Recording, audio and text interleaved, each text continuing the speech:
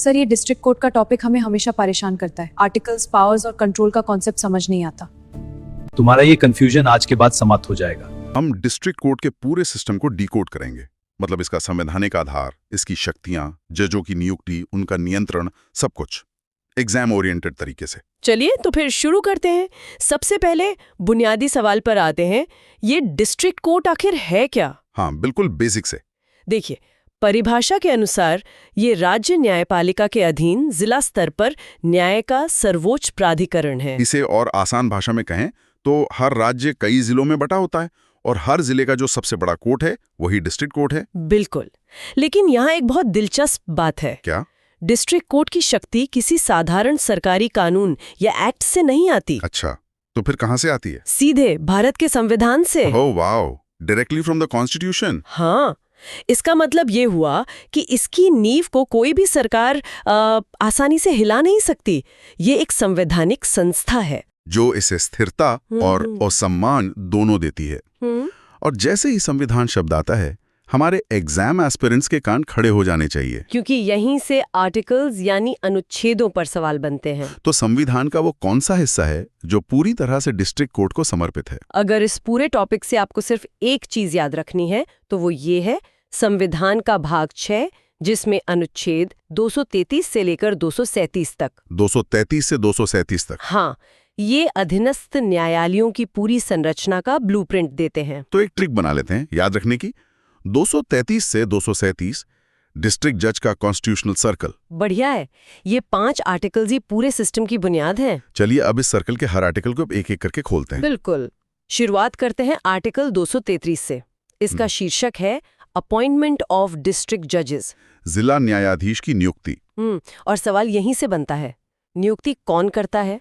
जवाब है राज्य का राज्यपाल यानी गवर्नर। लेकिन यहीं पर एग्जामिनर एक बहुत चालाक जाल बिछाता है। वो ऑप्शन में सिर्फ गवर्नर देगा और ज्यादातर स्टूडेंट्स उससे टिक कर देंगे। तो सही प्रक्रिया क्या है? मतलब राज्यपाल की शक्ति यहाँ पर एब्सोल्यूट नहीं है। बिल्कुल नहीं। अनुच्छेद 233 साफ कहता है कि राज्यपाल नियुक्ति तो करेगा, लेकिन in consultation with the high court, यानी उस राज्य के उच्च न्यायालय से परामर्श करने के बाद ही। अच्छा, तो ये कंसल्टेशन शब्द यहाँ अनिवार्य है, मैंडेटरी है, सिर्फ एक औपचारिकता नहीं। तो इसका मतलब ये हुआ कि कार्यपालिका यानी गवर्नर और न्यायपालिका यानी हाई कोर्ट के बीच एक चेक एंड बैलेंस बनाया गया है। बिल्कुल, ये न्यायपालिका की स्वतंत्रता सुनिश्चित करने के लिए एक पहला कदम है। सोचिए, अगर नियुक्ति का अधिकार सिर्फ सरकार के हाथ में होता तो क्या होता? वो अपनी पसंद के लोगों को जज बना सकते थे। हाँ, या राजनीतिक रूप से झुकाव वाले लोगों को। हाईकोर्ट का परामर्श ये सुनिश्चित करता है कि नियुक्ति योग्यता और अनुभव के आधार पर हो, ना कि किसी और कारण से। ये बहुत महत्वपूर्ण इंसाइट है। अच्छा, नियुक्ति के अलावा प्रमोशन और पोस्टिंग का क्या? वो भी राज्यपाल ही करते हैं, लेकिन यहाँ भी हाईकोर्ट की सलाह अनिवार्य है। सही बात है। जमीनी स्तर पर कौन सा जज कैसा काम कर रहा है ये तो हाईकोर्ट को ही पता होगा। बिल्कुल, तो ये तो हुई डिस्ट्रिक्ट जज की बात, लेकिन एक जिले में एक अकेला जज तो सब कुछ नहीं देख सकता। नहीं, उनके नीचे भी एक पूरी टीम होती होगी। उनकी भर्ती कैसे होती है? उसके लिए संविधान हमें अगले अनुच्छेद पर ले जाता है, article 234, recruitment of persons other than district जजेस टू द जुडिशियल सर्विस। अच्छा, तो ये बाकी जजों के लिए है। हाँ, जैसे सिविल जज जूनियर डिवीजन, इसमें उनके भर्ती की प्रक्रिया बताई गई है। और ये प्रक्रिया अनुच्छेद 233 से अलग कैसे है? इसमें 3 संस्थाएं शामिल होती हैं। पहली, राज्यपाल। ठीक है। दूसरी, राज्य लोक सेवा आयोग, मतलब स्टेट पब्लिक सर्विस कमीशन, जो परीक्षा आयोजित करता है, जैसे यूपीपीएससी या बीपीएससी। एग्जैक्टली। और तीसरी, एक बार फिर हाई कोर्ट का परामर्श। मतलब न्यायिक सेवा में भर्ती भी एक पारदर्शी परीक्षा के माध्यम से होती है। एकदम सही, ये मेरिट को सुनिश्चित करता है। ठीक है, तो नियुक्ति और भर्ती हो गई। अब जज अपनी कुर्सी पर बैठ गया। अब आता है असली सवाल, उसे नियंत्रित कौन करेगा? उसका बॉस कौन है? हाँ, क्या सरकार उसे आदेश दे सकती है? यहीं पर आता है सबसे महत्वपूर्ण अनुच्छेद, आर्टिकल 235। आर्टिकल 235? हाँ, जिसका शीर्षक है कंट्रोल ओवर सबऑर्डिनेट कोर्ट्स। ये अनुच्छेद कहता है कि जिला न्यायालयों और उनके अधीनस्थ सभी न्यायालयों पर नियंत्रण हाईकोर्ट का होगा। ठीक है, नियंत्रण हाईकोर्ट का। पर यहाँ नियुक्ति शब्द की तरह ही नियंत्रण शब्द को बहुत गहराई से समझना होगा। मतलब ये वैसा नियंत्रण नहीं है जैसा एक मैनेजर का अपनी टीम पर होता है। बिल्कुल नहीं। ये नियंत्रण सिर्फ प्रशासनिक नियंत्रण यानी एडमिनिस्ट्रेटिव कंट्रोल है, न्यायिक नियंत्रण यानी जुडिशियल कंट्रोल नहीं। एडमिनिस्ट्रेटिव वर्सेस जुडिशियल कंट्रोल, इन दोनों के बीच का फर्क हमारे श्रोताओं के लिए थोड़ा और साफ करते हैं। जरूर। प्रशासनिक नियंत्रण का मतलब है कि हाई कोर्ट जजों की पोस्टिंग, ट्रांसफर, प्रमोशन, छुट्टी, ये सब मामले देखेगा। मतलब दिन प्रतिदिन का कामकाज। हाँ, ताकि कोर्ट का काम सुचारू रूप से चले। लेकिन न्यायिक नियंत्रण का न होना ये सुनिश्चित करता है कि हाई कोर्ट किसी डिस्ट्रिक्ट जज को फोन करके ये नहीं कह सकता कि फला मामले में जमानत दे दो, या उस प्रॉपर्टी विवाद में फैसला अमुक पार्टी के पक्ष में सुनाओ। बिल्कुल। जज अपने सामने मौजूद सबूतों और कानून के आधार पर फैसला लेने के लिए पूरी तरह से स्वतंत्र है। वाह, तो आर्टिकल 235 असल में न्याय की स्वतंत्रता की पहली दीवार है। बिल्कुल। बाकी के दो अनुच्छेद 236 और 237 इस संरचना को पूरा करते हैं। अनुच्छेद 236 में जिला न्यायाधीश शब्द की परिभाषा दी गई है, और 237 और अनुच्छेद 237 ये कहता है कि राज्यपाल मजिस्ट्रेटों पर भी इस अध्याय के प्रावधान लागू कर सकता है। ठीक है, तो ये था हमारा कॉन्स्टिट्यूशनल सर्कल। अब एक और सवाल जो अक्सर कंफ्यूज करता है। हमने डिस्ट्रिक्ट जज और सेशंस जज ये दोनों शब्द सुने हैं। हाँ, बहुत सुने हैं। क्या ये दो अलग अलग लोग हैं, दो अलग कुर्सियां हैं? नहीं, और यही इस सिस्टम की सबसे अनूठी व्यवस्था है। ये दो अलग अलग लोग या कुर्सियां नहीं है। एक ही न्यायाधीश। हाँ, एक ही न्यायाधीश दो अलग अलग भूमिकाएं निभाता है। कुर्सी एक ही है, लेकिन उस पर बैठकर देखे जाने वाले मामले की प्रकृति के आधार पर जज का पदनाम मतलब डेजिग्नेशन बदल जाता है। Okay, let's unpack this. मतलब एक ही व्यक्ति लेकिन दो अलग अलग टोपियां पहनता है डिपेंडिंग ऑन द केस। बिल्कुल। जब वो न्यायाधीश सिविल मामले देखता है, जैसे संपत्ति का विवाद, पैसों की वसूली, तलाक, मतलब सिविल मामले। हाँ, तब उसे डिस्ट्रिक्ट जज कहा जाता है। ठीक है। और जब वही जज उसी कुर्सी पर एक आपराधिक मामला देखता है, तब वो वही न्यायाधीश सेशंस जज कहलाता है।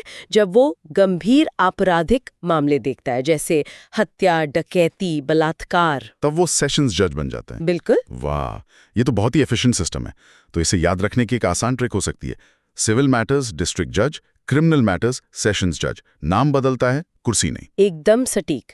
अब जब हमने सेशंस जज की बात की है, तो उनकी शक्तियों को समझना भी बहुत जरूरी है। हाँ, क्योंकि यहां से भी एग्जाम में सीधे सवाल बनते हैं। सजा देने के मामले में उनकी शक्तियां कितनी हैं? एक सेशंस जज कानून द्वारा अधिकृत कोई भी सजा दे सकता है। इसमें आजीवन कारावास से लेकर मृत्युदंड तक शामिल है। मृत्युदंड, ये न्याय व्यवस्था की सबसे बड़ी सजा है। जाहिर है इतनी बड़ी शक्ति के साथ कोई सुरक्षा कवच भी होगा। हाँ, और ये भारतीय न्याय व्यवस्था का एक बहुत ही महत्वपूर्ण सुरक्षा उपाय है। नोट कीजिए, ये पॉइंट एग्जाम में डायरेक्ट आएगा। जी। सेशंस जज द्वारा दी गई मृत्युदंड की सजा को सीधे लागू नहीं किया जा सकता। चाहे दोषी अपील करे या ना करे, उस सजा की पुष्टि के लिए मामला अनिवार्य रूप से हाईकोर्ट के पास भेजा जाता है। मतलब जब तक हाईकोर्ट उस सजा पर अपनी मोहर ना लगा दे, उसे कंफर्म ना कर दे, तब तक फांसी नहीं दी जा सकती। बिल्कुल। इसे हाईकोर्ट कन्फर्मेशन कहते हैं। ये एक तरह का न्यायिक सुरक्षा कवच है, ताकि कोई भी मानवीय या कानूनी चूक ना हो। हाँ, जीवन और मृत्यु के सबसे बड़े फैसले में कोई चूक ना हो। ये एक बहुत जरूरी चेक एंड बैलेंस है। ये समझना बहुत जरूरी था। अब डिस्ट्रिक्ट और सेशंस जज के नीचे की न्यायिक ढांचे के बारे में भी थोड़ी बात करते हैं। जरूर। उनके अधीन न्यायालयों की एक पूरी संरचना होती है। आपराधिक पक्ष मतलब क्रिमिनल साइड पर उनके नीचे मुख्य न्यायिक मजिस्ट्रेट सीजेएम और न्यायिक मजिस्ट्रेट प्रथम श्रेणी जेएमएफसी जैसे पद होते हैं। और इन मजिस्ट्रेट्स की भूमिका एक आम नागरिक के जीवन को कैसे प्रभावित करती है? इनकी भूमिका बहुत ही ज्यादा महत्वपूर्ण है, खासकर गिरफ्तारी के मामलों में। अच्छा। यहीं पर संविधान का अनुच्छेद 22 और सीआरपीसी का एक सुनहरा नियम काम आता है। पुलिस जब भी किसी व्यक्ति को गिरफ्तार करती है, तो उसे यात्रा के समय को छोड़कर 24 घंटे के भीतर निकटतम मजिस्ट्रेट के सामने पेश करना अनिवार्य होता है। ये 24 घंटे वाला नियम, किसका असली मकसद क्या है? इसका एकमात्र और सबसे बड़ा मकसद है पुलिस की शक्ति पर अंकुश लगाना और व्यक्ति की स्वतंत्रता की रक्षा करना। मजिस्ट्रेट एक न्यूट्रल अथॉरिटी है। बिल्कुल, जो ये तय करता है कि गिरफ्तारी सही आधार पर हुई है या नहीं।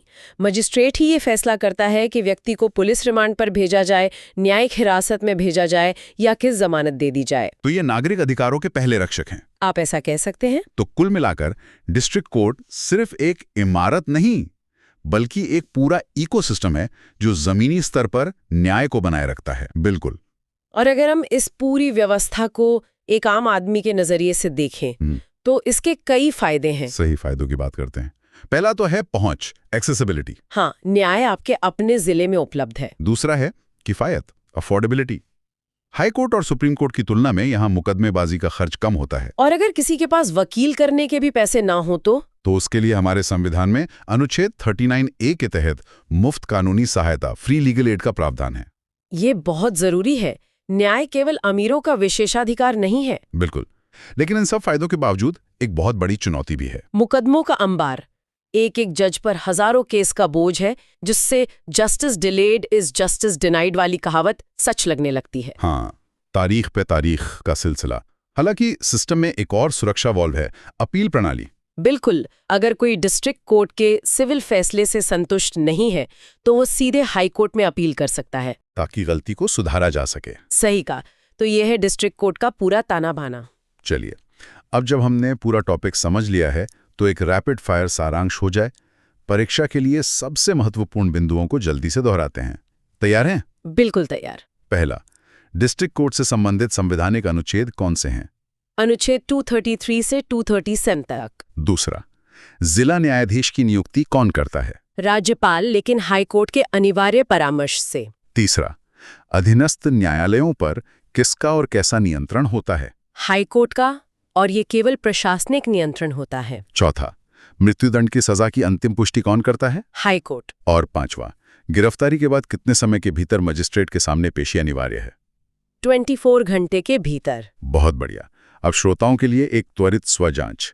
3 आसान सवाल, जिनके जवाब अगर आप दे पा रहे हैं तो आपका कॉन्सेप्ट एकदम क्लियर है। पहला सवाल, अनुच्छेद 233 किससे संबंधित है? दूसरा सवाल, मृत्युदंड की सजा को अंतिम रूप कौन देता है? और तीसरा सवाल, हाई कोर्ट का नियंत्रण न्यायिक है या प्रशासनिक? इन सवालों पर जरूर सोचिएगा। बिल्कुल।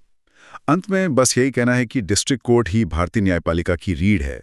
सुप्रीम कोर्ट और हाई कोर्ट जितने भी महत्वपूर्ण हो, लेकिन न्याय प्रणाली का इंजन जमीन स्तर पर यहीं से चलता है और आम आदमी के भरोसे को जिंदा रखता है। तो आज के लिए बस इतना ही। अब हम आपको एक विचार के साथ छोड़े जाते हैं।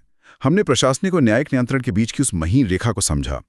जरा सोचिए, अगर आर्टिकल 235 में ये बारीक रेखा ना होती और हाईकोर्ट निचली अदालतों के फैसलों में सीधे दखल दे पाता, तो हमारे देश में जमीनी स्तर पर न्याय की स्वतंत्रता का क्या होता? क्या कोई जज बिना किसी दबाव के फैसला दे पाता? इस पर विचार जरूर कीजिएगा। पढ़ते रहिए और याद रखिए, सवाल से सिलेक्शन तक का सफर हम साथ तय करेंगे। Subscribe to SSC discussion podcast now. जय हिंद।